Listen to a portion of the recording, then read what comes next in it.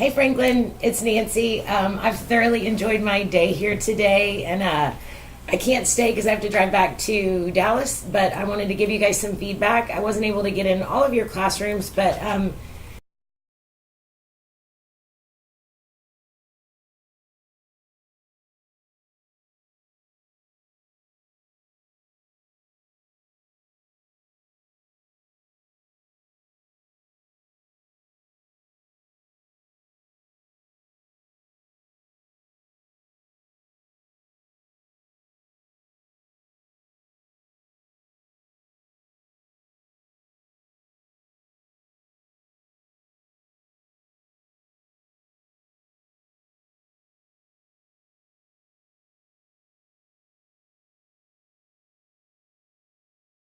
coming up over and over and over again, especially the level of commitment and buy-in that you guys have. I know that the Sidelets stuff or the Nancy Motley stuff is a new initiative, and anything new is hard, and it's one of several initiatives you guys have going. So pat yourselves on the back. It was very clear that everybody we went into is all in and willing to give things a try, and I really appreciate that, but I hope that you're seeing benefit in your kids for putting forth that effort.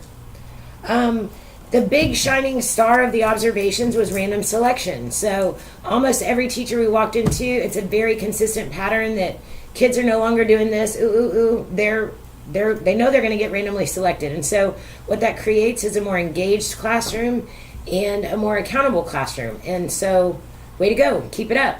One small note about random selections is if you are using sticks and you're pulling them out, after you call the name, the stick goes back in the cup. Right? One of our first grade teachers we observed said that's the way life is, or that's the way the ball rolls, and that's the truth. So the second you take a stick out and you put it down, those students don't feel obligated to stay engaged. You might be thinking, well, what if I call the same kid 3 times? That means it's random. It's going to increase engagement in your classroom. Another variation of that, just for those of you that might be new, is you could start with all of the sticks name side down in the bottom of the cup, and then when you pull a stick, when you return it, you're going to return it name side up. So even though kids see you putting the stick back in, they're not aware of how you're doing it. But when you're looking to pull the next stick, you'll only pull a stick whose name you don't see. That'll guarantee for you that it's a new student, but your class doesn't realize that. A second variation is cup within a cup. So you have a smaller cup with a larger cup around it. You pull from the middle cup, and when you return it, you put it in between the small and the larger cup. That way you know you're not going to call in those kids again, but again, the kids don't know that. Okay, so I'm going to give you guys just a second. They're going to pause it for you to kind of paraphrase what is the main teaching point about random selection.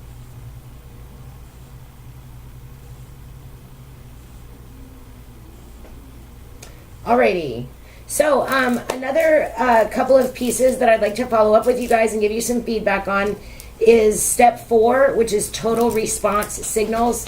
I saw some awesome signals today, ones I'd never seen before, like a silent aha, I loved that one, or finger exercises was great. So your creativity with the signals is incredible. Keep it up. If you're struggling, ask the people around you, because we saw a lot of really good signals building wide.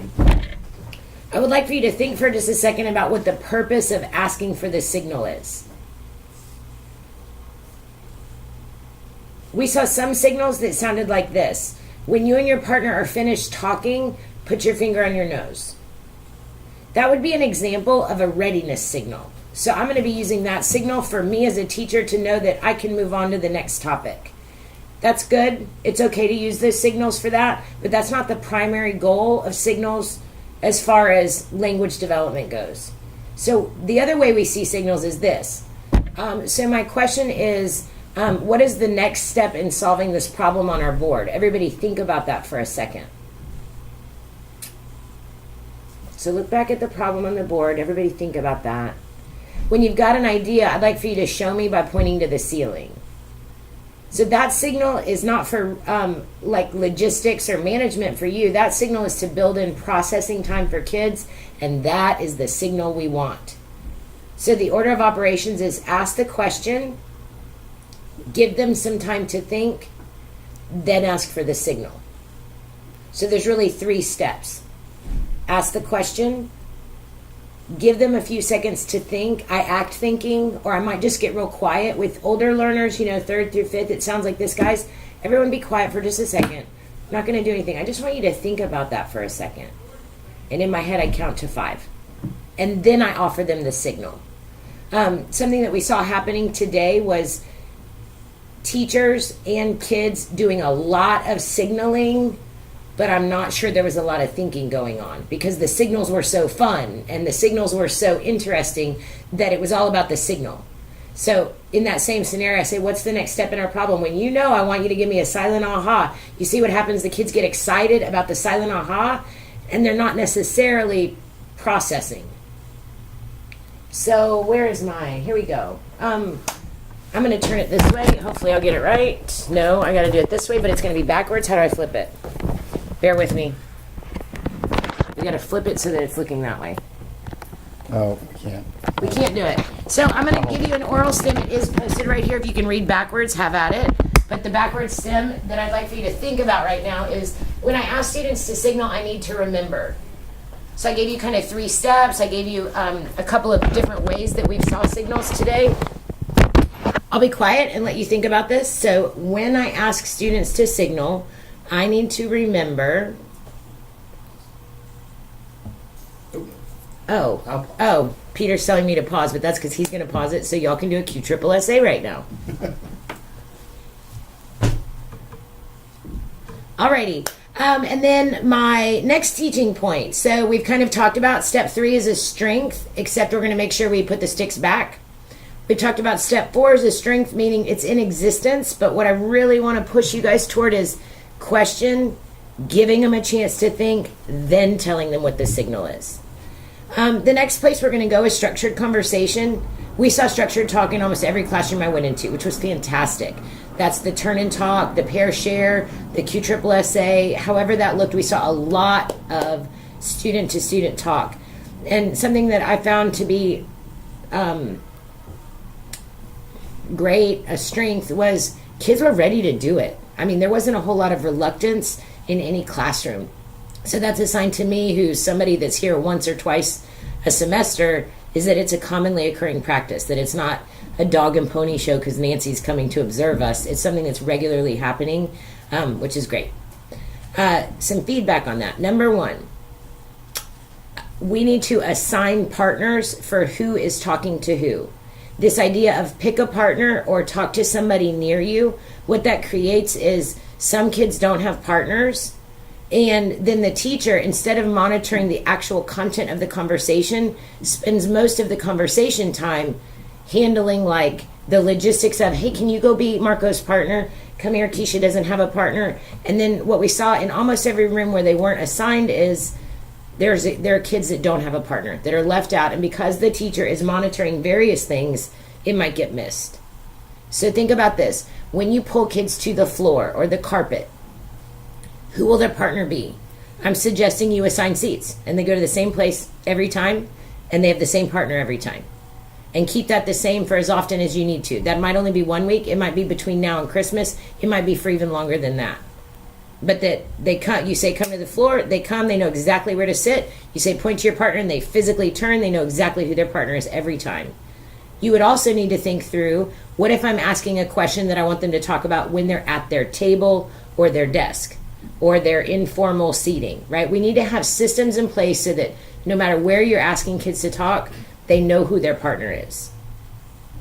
Okay, the second teaching point about the structured talk connected to that is we've got to tell kids who's going first and who's going next.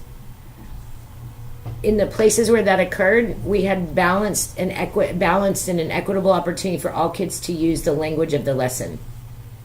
In the place where that didn't happen, without exception, the most excited, the most knowing, the most extroverted kid talked first, and the other one talked second. Well, what does the second speaker do usually? Parrot the first speaker. So what we want to do is alternate that. So let me give you, we pull our friends to the floor in first grade, and we say, all right, so we've been working on ordering numbers greatest to least. I put up 3 numbers, and I say, okay, I want everybody to think about that for a second. What order should these go in if we're ordering from greatest to least? No, put your hands down. Think about that for a second. When you think you know, put your pinky on your chin. Okay, it looks like everybody's ready. I'm going to let you share your thinking with your partner, but I want it to sound like this. The proper order is, right, I'm going to have a posted stem, or I'm going to write that stem. But then I'm going to say, let's repeat, the proper order is, okay, if you are partner A, you go first, partner B, you go second. Ready, go. And then the following question, whether that's 2 minutes later, 3 minutes later, 1 minute later, who's going to go first? Partner B. We're going to alternate it so that each partnership, each person in the partnership is getting an equitable opportunity.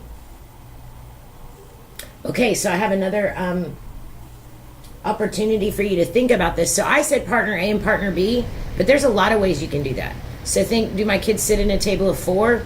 How could I tell them the order? Do I have kids on the floor most of the time, and are they sitting with a partner? How could I label that? So what I'd like for you to brainstorm right now on a piece of paper first is this backwards stem, which says 3 ways I can tell students which partner speaks first are. You can't use A and B. I gave you that idea.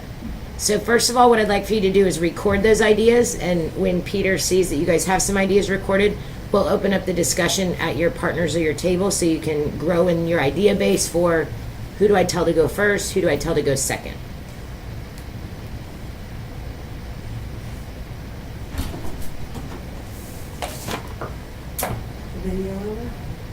All right, you guys, and then the last 2 kind of pieces of feedback or areas of growth for the campus that I wanted to offer you are pretty quick.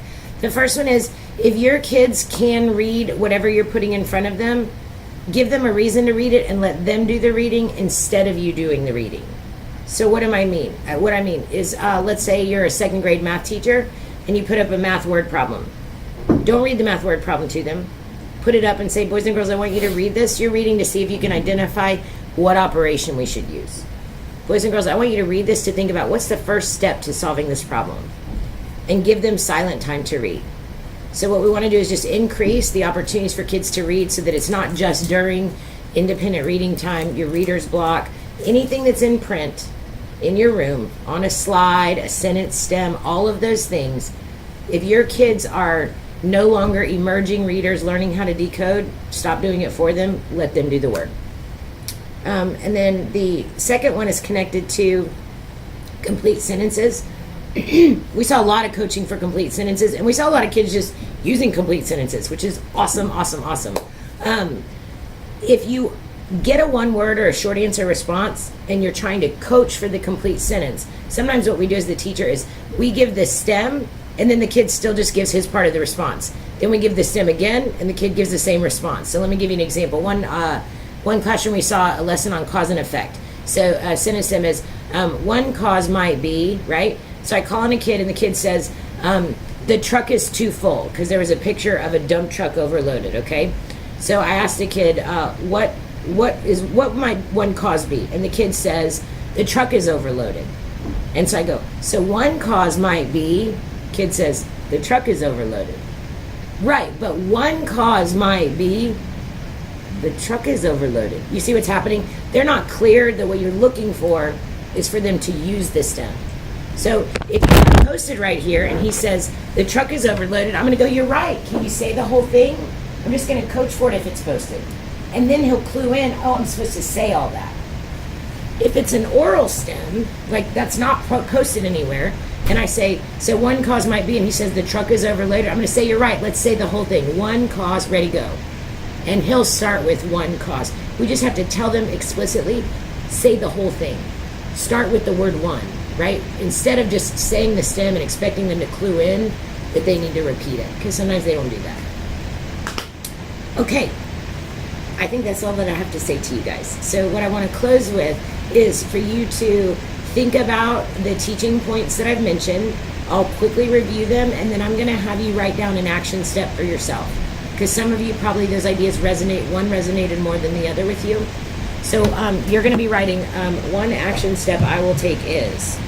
I'll repeat that so you can get it started. One action step I will take is. So let me quickly review some strengths. You guys are totally bought in. You're totally trying everything out. Random selection is a big strength within the building, but we want to remember to put the sticks back in if we're using sticks. The next teaching point was connected to step 4. We want to question, give them time to think, then give them the signal. Step 6, we want to assign partnerships so they're not hunting around looking for them. We also want to structure it so you're telling kids who goes first, who goes next. And you want to be alternating that throughout the different conversations. And then the last 2 items were stop reading to kids if they can do it themselves, give them a purpose for the reading and let them do it.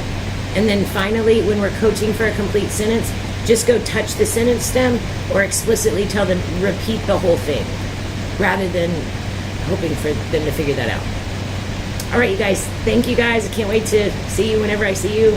Excellent job today.